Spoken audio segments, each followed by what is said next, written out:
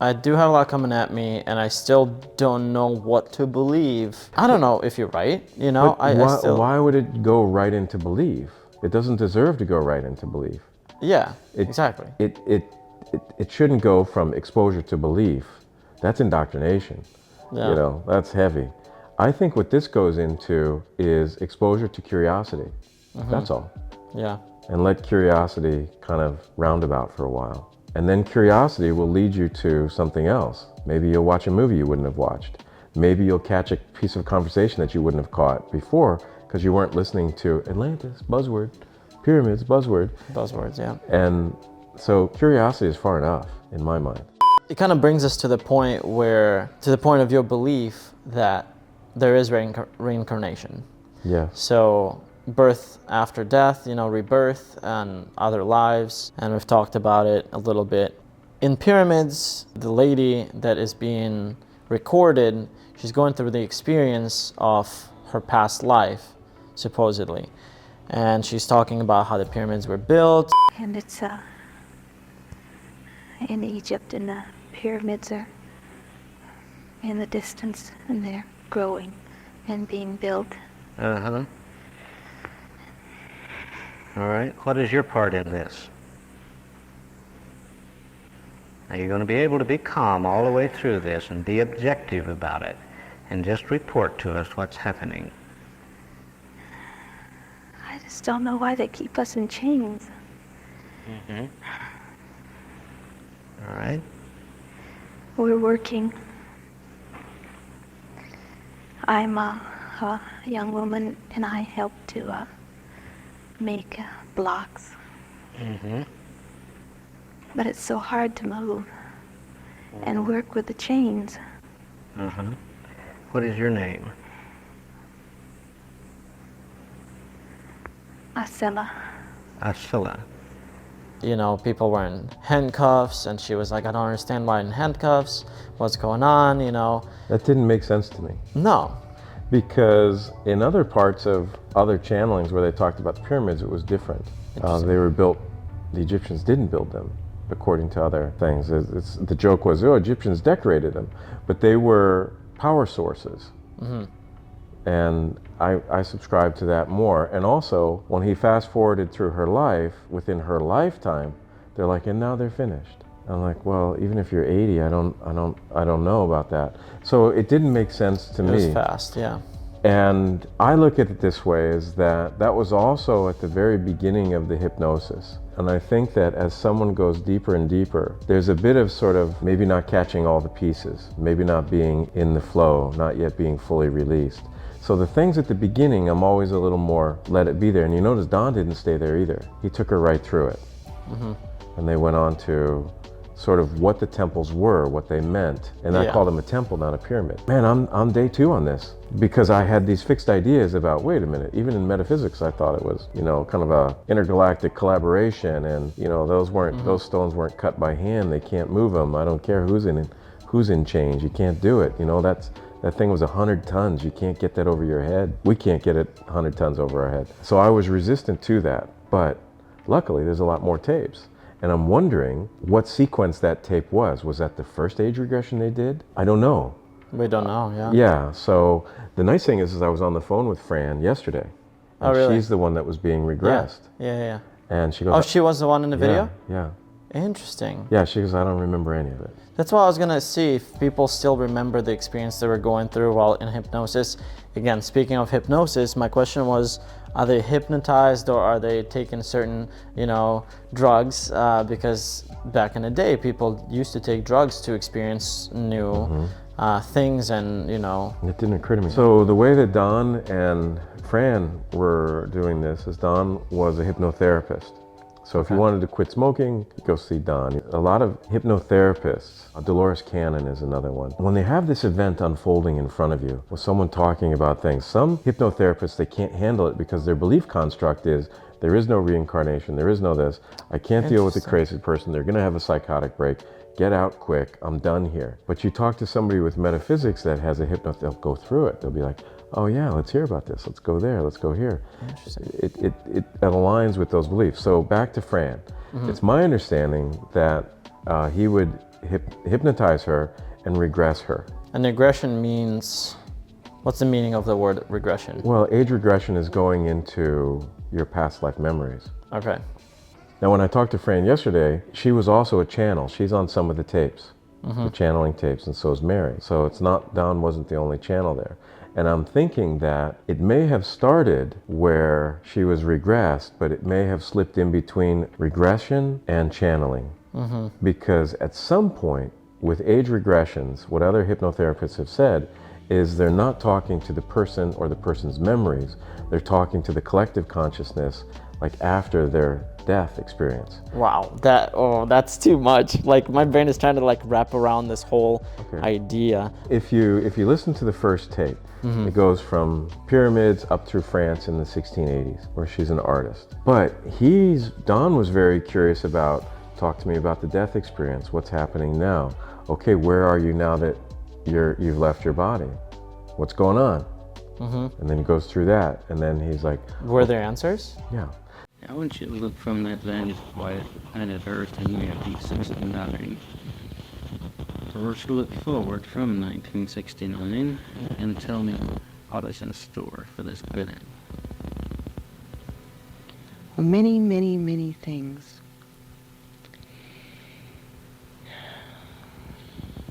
Looking forward from 69, there are great, tremendous, sometimes frightening changes being made in the people.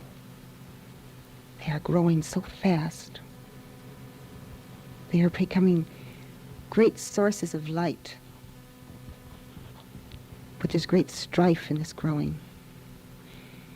Great many people holding on to the past, to the good old days.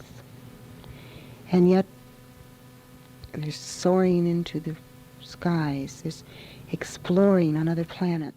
So then it's, okay, now you're getting ready to incarnate. What's it like to talk about what's happening? She talks about entering the next body and making the plans, and it was fascinating. So it's more about that and less about pyramids. Yeah. In my mind, it started with pyramids, but for that session, it ended in France. Elise was her name in France, and Acela was her name in Egypt. And then there's another one where she is in Atlantis being taught as a child to be a healer. That was fascinating. So these are brand new to me. It's delicious. Scary in a way too, right? Why I mean, I'm afraid of death, right? Okay. And to me, just even thinking about it, it's just like... Any death or just a painful death? I mean, any death. It's just the fact that it's unknown. I feel like that's what it is. Well, if you find yourself dead, come back here and we'll sort it out for you. Okay. Sounds good. Don't worry, you got to go too. Got it. but you got it. Don't worry, you're okay. But yeah, it's just weird. I feel like I'm just getting to know things that I didn't know before, and I don't know how to feel about it. You know what I mean? It's just like it's interesting, it's fascinating, and it's intimidating, and it's still... The first time I was on a trampoline, I would jump and I'd be like, whoa, yeah. Exactly. Then as a kid, I'm like, I know I'm gonna hit, and then just push off, and then I could handle myself in the air. Yes. As a kid.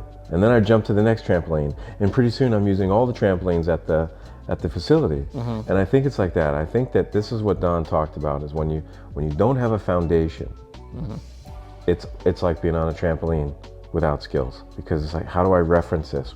Where do I put that? Is that before? Is that after? Is that in the middle? Is this a belief? Is this an opinion? It's scrambled eggs. Yeah. And now all of a sudden it's stirring up core beliefs. Death. What happens when you die? This is what a lot of people don't even ask. They don't even ask their best friends. What do you think happens when you die, right? I like deep conversation. That's why I'm here. I know. I like this stuff, and I like getting to know this stuff. I like getting deep and see what people think. And I talk to my friends about it. Like, we would have like very late night conversations. We'll have some wine and sit down and literally talk for hours about what happens after death. What do you think this is that? What is that? Like, so the interesting thing is I had conversations like that with friends, very few friends, in high school. Okay. But I always felt like it was just kind of a bunch of kids talking. Don was the adult in the room. And then all of a sudden it felt like, oh wait, there's a teacher here. We're not just kicking around ideas, wondering. This guy's talking about things that gave us the foundation, the sequence. It's not jumping from ghosts to reincarnation to levitation, which is chaos. I mean, how do you process that? So if you're having that conversation in the room with your friends, it's wonderful because you're exposed to the vocabulary, but you're just pedaling the bicycle in the water. Yeah. What do you know to sink into? What does someone else say to you that you go, oh yeah, I believe that? It's just curiosity discussion. It is curiosity discussion, correct. Yeah, We don't have anyone to lead us through this conversation and give us little pointers and, oh, this is how it actually is, you know? So Don led us through that in a variety of forms, through channeling, through recommended books, through skilled discussion, through our own self-exploration. And then it was like, oh, I can lock that in. I don't have to worry about that. I feel okay about my opinion about death. Now I can look at this. Because if I looked at all these other things, but I was still conflicted about my opinion of death, well, these other things, it's a house of cards. Yeah, It's it doesn't a have Jenga. foundation. Yeah. It's like, how do I get taller and it's wobbly? I feel like that's kind of where I'm at. Well, you got a lot coming at you, man. I do have a lot coming at me, and I still don't know what to believe. I don't know if you're right, you know? But why would it go right into belief? It doesn't deserve to go right into belief. Yeah, exactly. It shouldn't go from exposure to belief. That's indoctrination. Yeah. You know, that's heavy. I think what this goes into is exposure to curiosity. That's all. Yeah. And let curiosity kind of roundabout for a while. And then curiosity will lead you to something else. Maybe you'll watch a movie you wouldn't have watched. Maybe you'll catch a piece of conversation that you wouldn't have caught before because you weren't listening to Atlantis, buzzword, pyramids, buzzword. Buzzwords, yeah. And so curiosity is far enough in my mind. How long did it take you to make it your belief? Well, it wasn't an make it my belief. I think Make it the whole was a lot of theory. pieces. Yeah. So the thing about that is how long, I don't know, because I would keep adding more pieces. But also, in the way we talked about the pyramids and the age regression, I'm not locked into a bunch of stuff. I feel like I'm just glimpsing at pieces. It's kind of like if you're, I don't know, what just came to my mind is like, I'm on a mountain and I'm looking at the horizon. I can see the horizon, Okay. and then all of a sudden I pick up a pair of binoculars, and now I can see something more clearly there. So what's happening is right now, my belief is I see the horizon, but the minute I get some binoculars, something to lock into, then I can say, oh, look what's really there that I didn't see with my eyes necessarily. Like it's like an extension of my senses is what the binoculars are. And so as I begin to extend my own senses, then that turns into belief. Curiosity turns into belief. I see. And I talked to Kati about this, where I said, I don't want to go to my next phase until I'm a clear channel myself, a clear connected to the source myself, because I don't want to synthesize all these books. I don't want to synthesize all these things anymore. I want to know for myself. And that comes down to doing the work. And the work is sitting still, giving time to a practice, giving Meditation. attention. Yeah. Meditation. Well, also what I'm doing, just listening to these tapes is a part of the practice. But I meditate at home, not every day. And that sometimes when I meditate, it's a shit show. I'm like, you know, I got cats in my lap, I got cats in my head. I've never meditated, purposely at least, but I have an idea what it's like to get to a certain state of meditation where you're just like floating. I think you have meditated before. I think you meditate at the gym when you're in the zone. Okay, I see what you're saying. So meditation doesn't have to be sitting down and just trying to not think about anything. No, there's different. I think meditation starts with just sitting still. You could sit still like this It's hard. It's like for a few minutes. yes. And that's like a form of meditation. There's deeper and deeper levels. Like if you're just teaching me Russian, what's our conversation going to be like? Hi, my name is. How are Right, you? Like right. basic stuff. Yeah, basic knowledge. So I'll change it up. I'll hold that, and then I'm going to change it up into a real experience. Back in my online dating years, I met this woman. She was classy and she's beautiful like a movie star, and all the starter things were there, right? But she spoke very little English, Okay. and I spoke very little Spanish. And I thought, I'm never going to have a deep conversation with her at the rate in which I want to. Like my ability to learn Spanish. So I felt like I was never going to connect. Never is a dramatic word, but Yeah. and I was like, well, I would really like to have, part of my goal in having a successful relationship was being able to talk about intimate things, about Yeah. spiritual aspects, and I knew with the vocabulary that it was always going to stay on the surface. So this is coming back to, if I didn't know enough Russian, I'm never going to come across as with a sophisticated understanding, not in Russian at least. I see. So it doesn't align. So until you have that vocabulary, Oh yeah. it's going to be very difficult for you to engage with some of the other things. I'm still lost half the time. I mean, Well- English is not my first language, and certain words you say, I'm like, I have a assumption of what they mean in context of what you're talking about, right? But I don't have an example. But Well, luckily spiritual understanding doesn't come through language. yes. When you sleep, you're studying, I believe. You know, Okay. you're always moving ahead, not just from, we have this scholastic understanding of like the only way to learn about spiritual, like you learn math in school by doing it. Yeah. I don't think you learn spirituality the same way. No. Because remember, my belief with reincarnation is a lot of it has already happened. Things are with you already. Part of it is remembering, in my opinion. Do you believe in God?